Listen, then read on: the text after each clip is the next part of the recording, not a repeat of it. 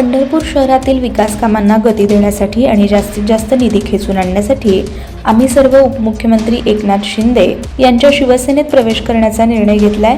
मी स्वतःसाठी कोणतंही पद मागितलं नाही। विधानसभेच्या सभागृहात जाईन तर समोरासमोर लढूनच जाईन।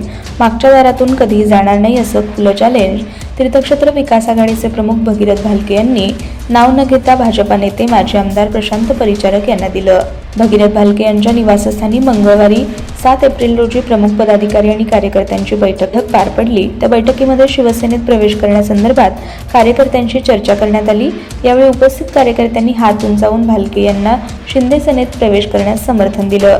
त्या बैठकीत भगीरथ भालके यांनी प्रवेशासंदर्भात भूमिका मांडताना विरोधकांवर जोरदार टीकास्त्र सोडलं। ते म्हणाले की नगरपालिका निवडणुकीत पंढरपूरच्या नगराध्यक्ष म्हणून शहरातील जनतेनं प्रणिता भालके यांना निवडून दिलंय, पण तालुक्यातील विरोधक विकास कामांमध्ये अडचणी निर्माण करतायत।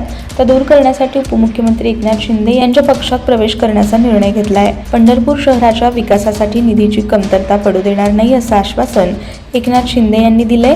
मी स्वतःसाठी कोणतंही पद मागितलेलं नाही किंवा मला मागच्या दारातून सभागृहात घ्या म्हणून मी शिवसेनेत प्रवेश करत नाही।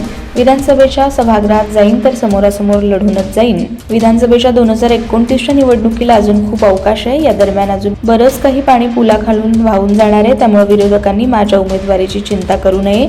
उमेदवार देणारा आणि घेणारा खंबीर आहे असा खोचक टोलाही त्यांनी लगावला।